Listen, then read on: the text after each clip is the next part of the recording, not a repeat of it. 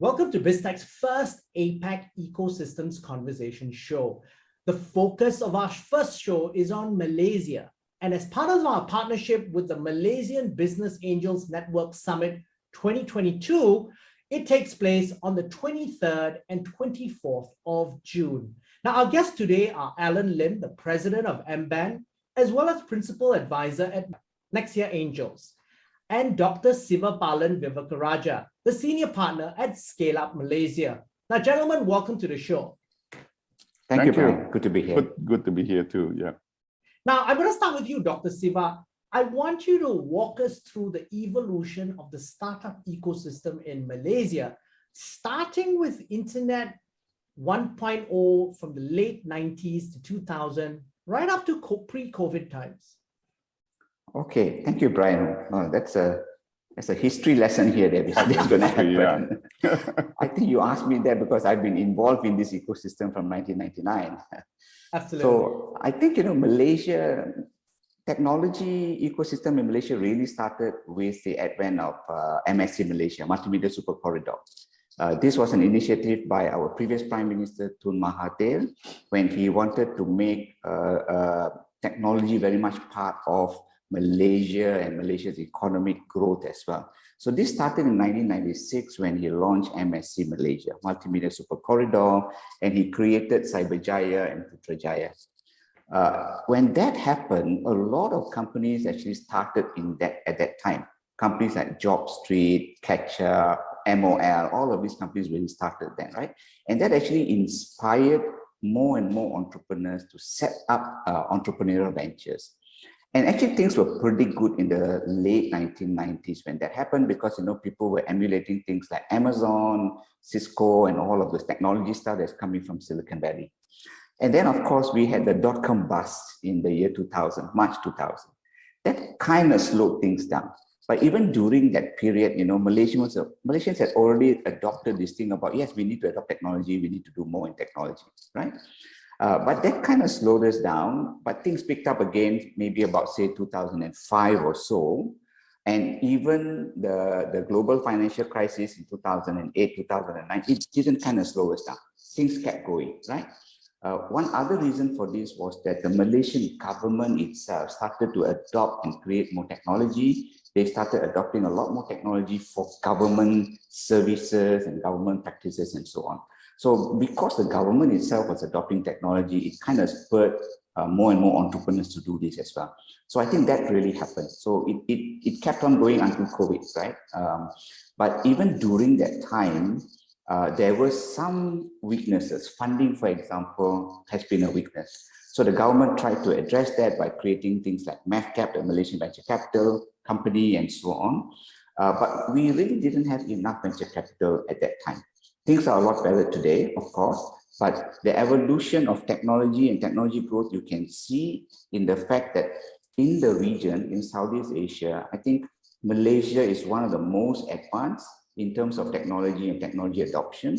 In terms of government services, we are probably equal to someone like Singapore, where the government has adopted a lot of technology.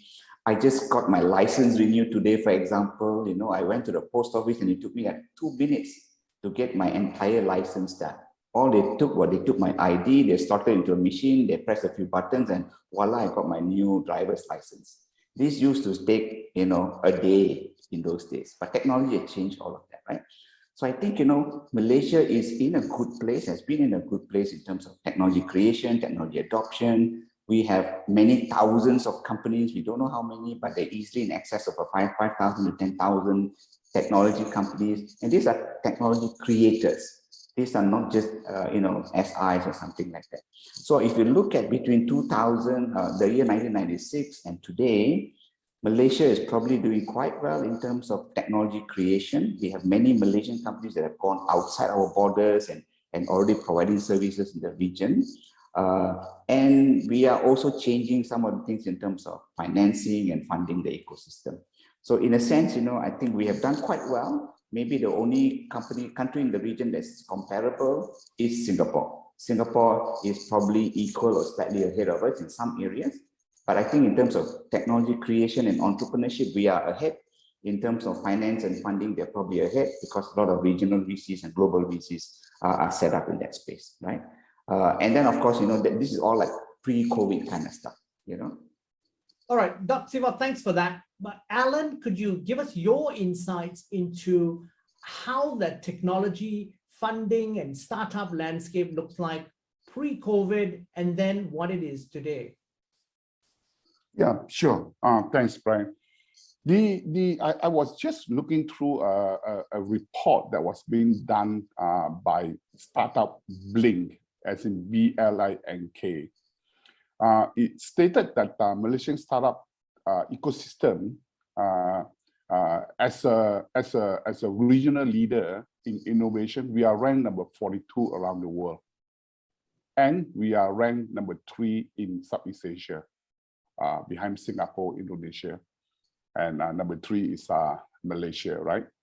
Follow on to what Dr. Siva has mentioned, it also stated that the 5 cities within Malaysia rank among the top 1,000 cities in the world, and they are Kuala Lumpur, of course, Georgetown, Johor Bahru, and cities like Kuching. So these are some of the statistics of where we are today from what Dr. Siva has mentioned the last 20 years, right? So there you go. That is the statistics of where we are right now, post-COVID. Okay, I want to zoom in now a little bit on specific aspects.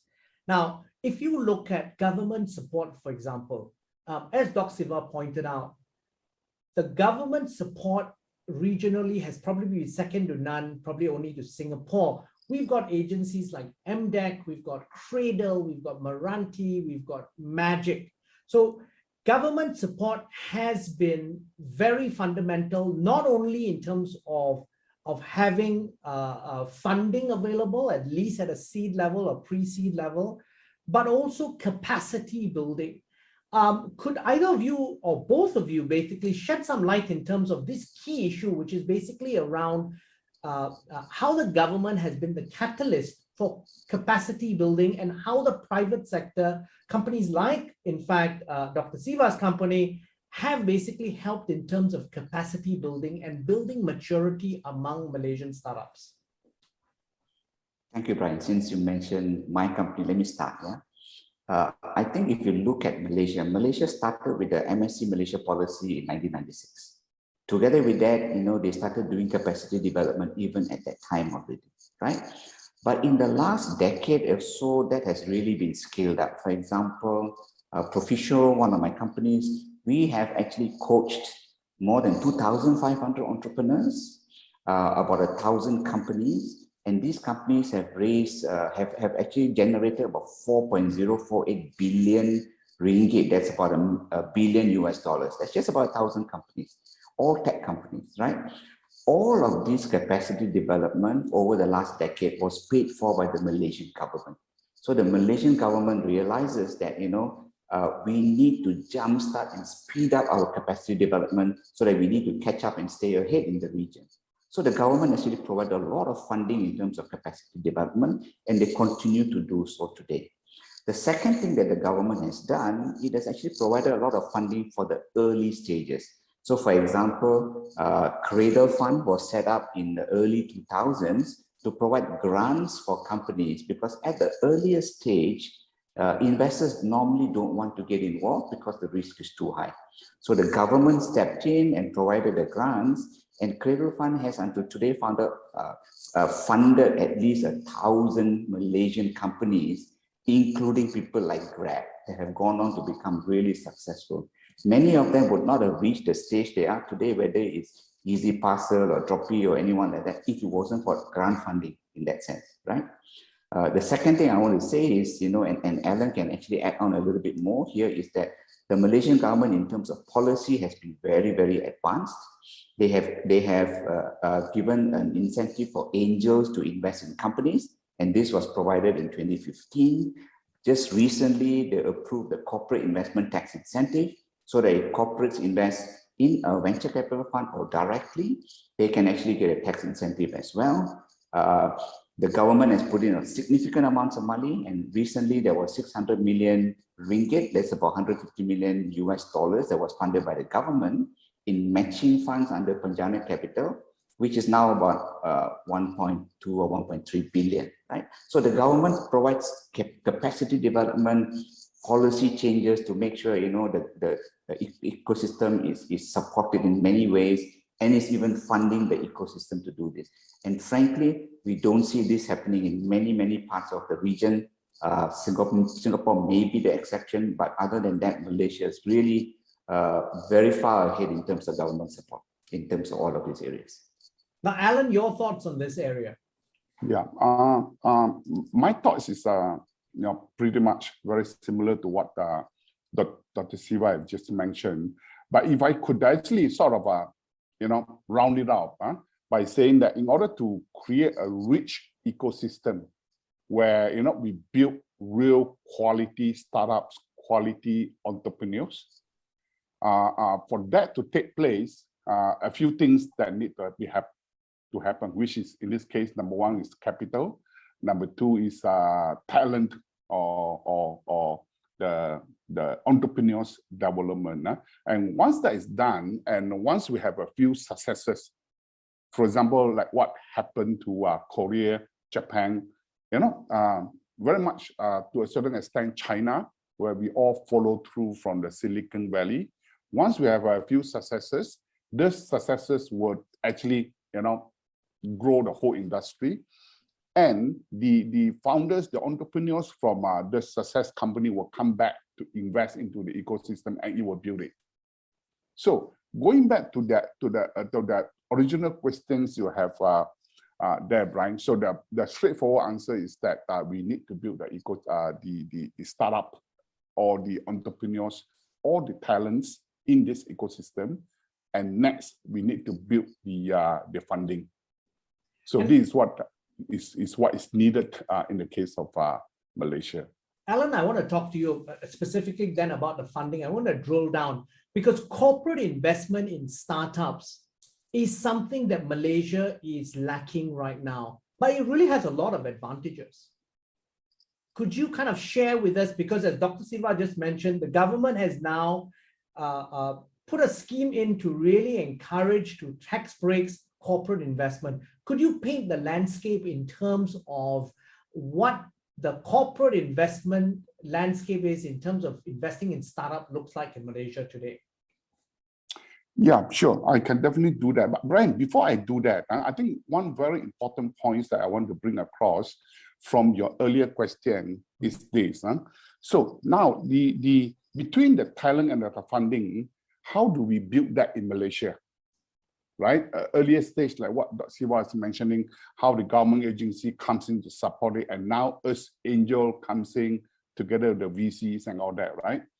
But for me, I need to state this point in order for me to get the question to your next question. Sure. Is that I really believe, I personally, after 8 years in this field, investing in the startup, working with the startup, I begin to believe today, after, you can say that I've been validating myself into this, the five stages of the startup growth model, right? Mm-hmm. From MVP to launch, to validation to a market fit, and then to the channel fit. I think Malaysia, the success of it need to come from the talent.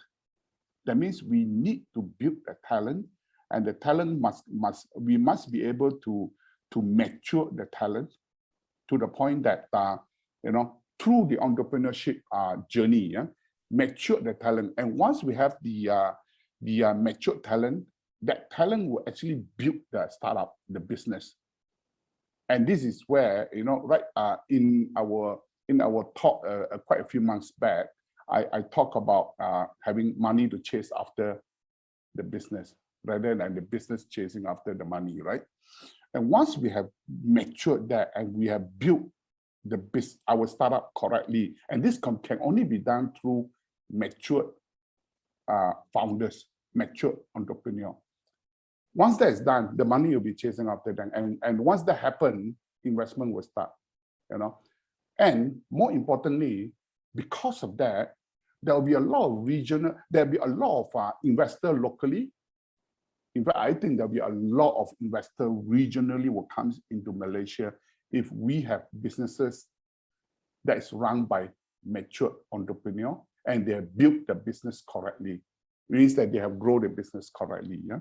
So saying that, this is where comes back to your question on how the corporates can come in. I think corporates is just first of all, Brian, corporate is just another levers that we can use to pull to grow this whole industry, right? So now, straightforward to your question is why corporates? Corporate provide market access to the startup. Corporate provides capital.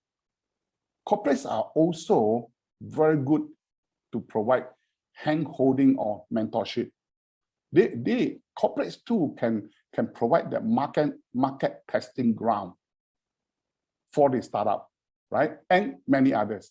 But why corporate startup matching also goes to the point that the corporates too can gain a lot from the startup through the startup entrepreneurship spirit that is mostly lacking in corporates. After many years, into the business, they start to lose their entrepreneurship spirit, and startup can help with that. Startup also can help to be the next horizon for the corporate's future. Mm-hmm. Yeah, startup can also be the space where corporates today learn about technology or learn about digitization, which is quite lacking in a lot of corporates today, right? Mm-hmm. Of course, corporates also can learn the new working culture of the startups. So add up together, there's many things that corporate can learn from the startup as well as startup can benefit from the corporates together. And that is the reason why at MBank, we have been promoting this aspect of the collaboration between startups and corporates. Alan, one of the things that comes to mind for me is really a guest that we've interviewed in the past on BizTech's Investor Conversation show, KK Fund. So KK Fund is a venture capital firm, and most of their investors are corporates out of Japan. Yes. And when I asked the principal, why they did that, his answer was very simple. They can learn very cheaply, because essentially they have access to new ideas, new ways of doing things that you've pointed out before. So it allows them to perhaps make strategic bets and perhaps diversify their risks as well as they invest in smaller companies itself, looking ahead and future-proofing themselves moving forward. Dr. Siva, do you have other points that you want to add perhaps in terms of corporate investment in Malaysia, in startups?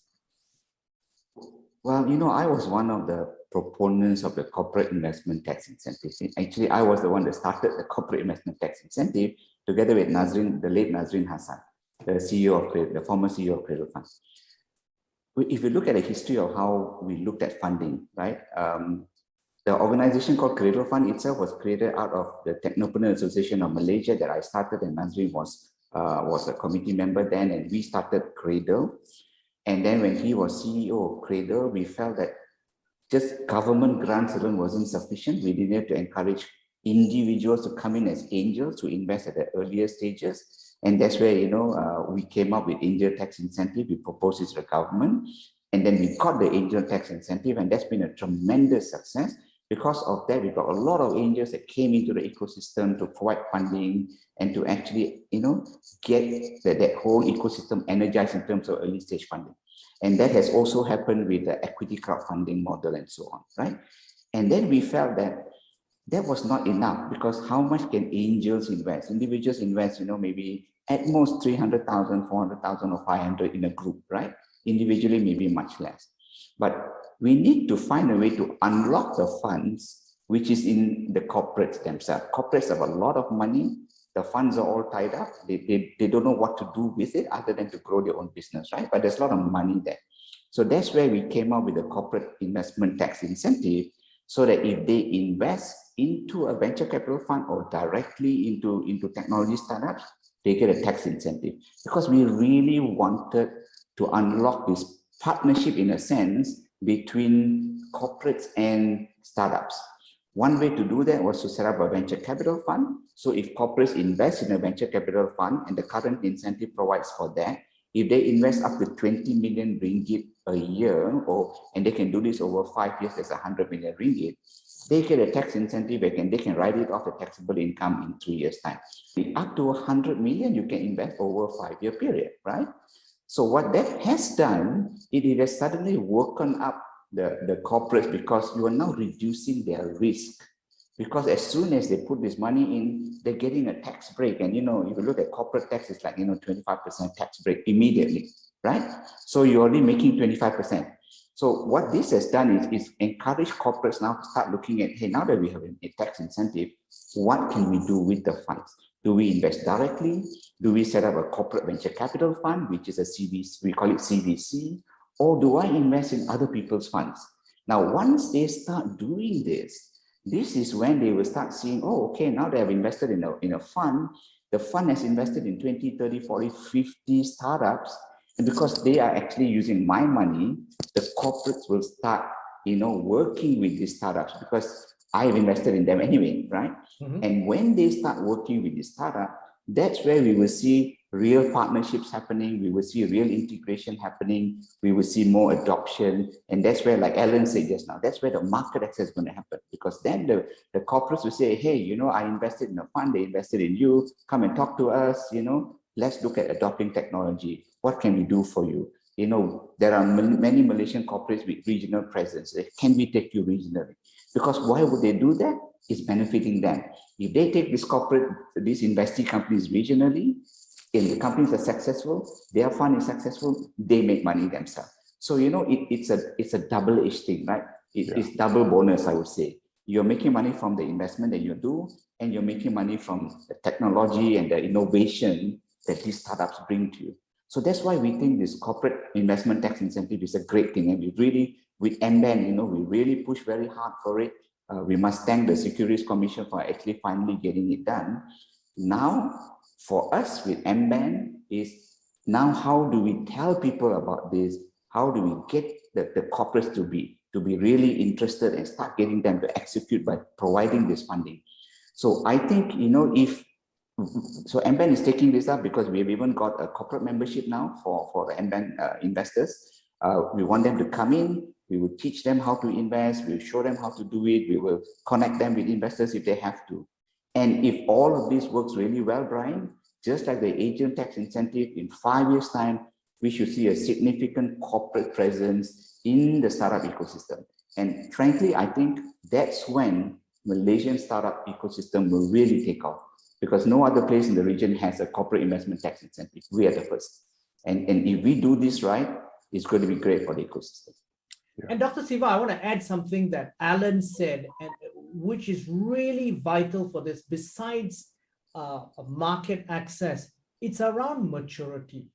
So if what this will do really is, and this is where the companies, the startup companies will benefit, besides market access and working with these large corporates, the maturity and the market readiness to go regional or go global is just going to go up exponentially. That's right. And by doing this, you are also getting the talent in the corporates themselves to become, sort of mentors and guides and, support these startups that they're investing in. Yeah. So, we always, Alan talked about talent, and we always worry about talent, for startups. But if the corporates are providing some of their talent and some of their management skills and the vast experience that they have, you just imagine how great that's going to be for any startup, whichever industry you're in. Because the corporates are the one that can afford to pay money to get the best talent. And now you can actually have access to this talent. So that's really going to be a huge advantage. Now, Alan, I'm going to put you in the spot right now. How does Malaysian talent and maturity rank against our regional peers like Singapore and Indonesia? Yeah, this is where I think my opinion, it might surprise you that I think Malaysia maturity level of our entrepreneurs are a lot better than what a lot of people are giving credits to. Okay. I totally agree. Oh, good to hear that, Doc. Personally, I believe that Malaysia is going through this period of a sort of a hibernation, if you can call it, hibernation, but growing internally quietly. And this talent, I think will really show up soon. If you can take Indonesia, for example, Indonesia, huge market, lots of population, a lot of investors are so interested in them, throw money and all them. But I'm afraid, the level of maturity in the talent, in the entrepreneurs in Indonesia is not ready for it. But very soon, this quiet giant in Malaysia, we will have that level of maturity coming up really soon. And I personally believe, including these corporates that we are looking to bring into this particular field, if we are doing it successfully, I think we might have a formula that we might even be able to overtake Singapore soon. Now, why did I say that? I personally believe, while the government is talking about 5 unicorns, right? Mm-hmm. I am talking about 100 unicorns. It means 100 million valuation company. I personally believe that is a much better goal for the country to set rather than going for the 5 unicorns. We create 100 unicorns that's valued at 100 million. Yeah, you have a much broader based ecosystem to then grow even further. Exactly, because if you want to do that, the 100, quite a few of them, at least 30, 40, or even more than 50% of them will succeed. And they will be the future of Malaysia. Because it's just like during, I was being questioned by one of the Chinese Chamber of Commerce member in Kuching. They asked me, hey, why should I be bothered with tech? Why should I get my company into it? Why should I invest my money into it? And I told them, look, the reason is very simple. Where will Kuching be 20 years from now if we do not have a tech? Can you still continue to depend on palm oil, petroleums, and all that? And where will the city of Kuching be without it? So I think this is where it comes back. If we can grow that if we can really have that 100 unicorns, I think we will have a lot of winners. And 10, 15 years from now, that 100 will be the future champions of our Bursa. Just like what the NASDAQ has in US. And I think we can really replicate that. It's been a fascinating conversation, but Alan, now I'm going to zoom in on MBank Summit 2022. Tell us about it and how it basically helps bridge the gaps within the Malaysian ecosystem. Sure. I think this round, in the case of the MBank Summit, we shift focus a little bit. Number one, we are focusing a little bit more on the corporates this round, but of course, the major part of it will still be on the angel investing. So with that, we have called this round the MBank Summit as being MBank Angel and Corporate Investment Summit, the future of innovation, investment, and entrepreneurship. So that is what we are focusing on, and the specific area that we are focusing on are things like we're going to highlight the trends or shift in the investor behavior in Malaysia. So one of the subjects we're going to talk about is the corporates, right? Other than that, we're going to talk about the corporate tax incentive, in addition to the angel tax incentive. Other than that, we're going to learn and utilize insights from successful. We're going to bring in speakers or the panel session where we will talk about what we have learned and utilize those insights for successful investment strategies and exit. So that is the next area we're going to focus on. Another area is we're going to introduce some new concepts, some investment instruments that are trending. So that is what we're going to talk about. And also we're going to highlight some investment opportunities. We're going to put up startups, investment opportunities in advanced innovation and technology verticals to the audience that is coming to the summit. And so yeah, so those are the things that we will be focusing on. But Brian, you are most welcome, and I'm looking forward to see you there. Fantastic. Gentlemen, it's been a fantastic conversation with both of you. But before we leave, any final thoughts you want to leave us with? And we're going to start with Dr. Siva.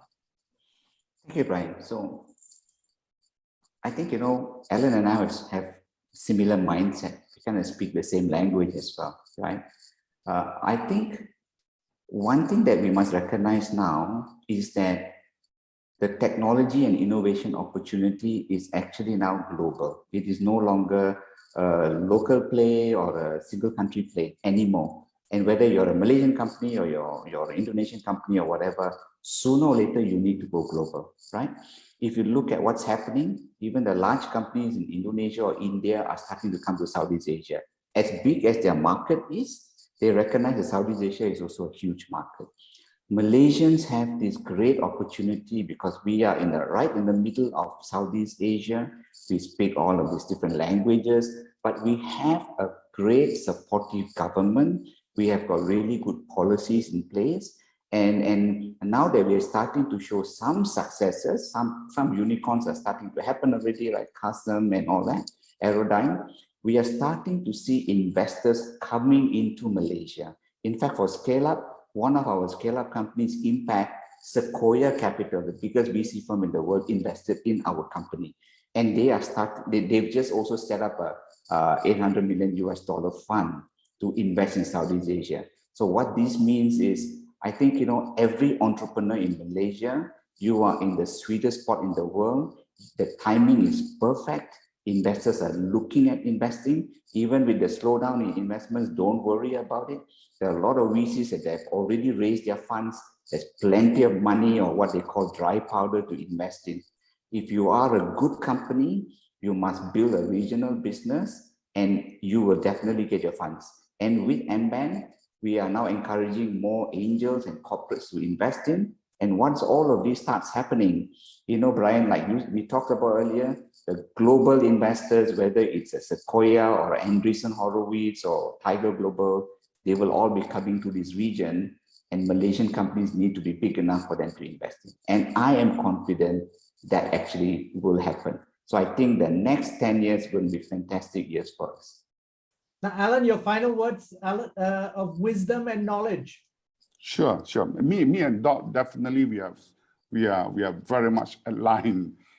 So if I could just take on from where Dot stops right there, is that as an investor, my focus is about growing the startup, growing the level of matureness, and so through that, and they will grow their business properly. So as an investor, I'm not only am I telling the startup, look, do not chase after money. Get money to chase after you. As an investor, I practice the same. I do not chase after the startup, I actually grow the startup. And if we do that correctly, our investment will have lots of return. So it's just like money chasing after us. So to me, that is where the focus is. And if you look at the MBank Summit on this 23rd and 24th of June, come and join us, and you will find that a lot of our focus there will be to talk about this, how to go through this particular journey.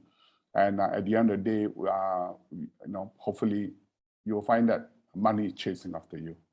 Thank Now, you. gentlemen, thank you very much for taking your time to be on the show. Thank you, Thank Brian. you. Thank you. Now, I'm Brian Fernandez, and we've been speaking to Alan Lim, the president of MBAN and Principal Advisor at NEXEA Angels, and Dr. Sivapalan Vivekarajah, Senior Partner at Scaleup Malaysia, on BizTech's APAC Ecosystems Conversation Show. Now, this conversation is part of our partnership with MBAN Summit 2022, which takes place on the 23rd and 24th of June in Kuala Lumpur. This video and podcast will be on our social media platforms as well as our website, www.biztech.asia. Please like and subscribe to our various platforms. Thanks again for tuning in.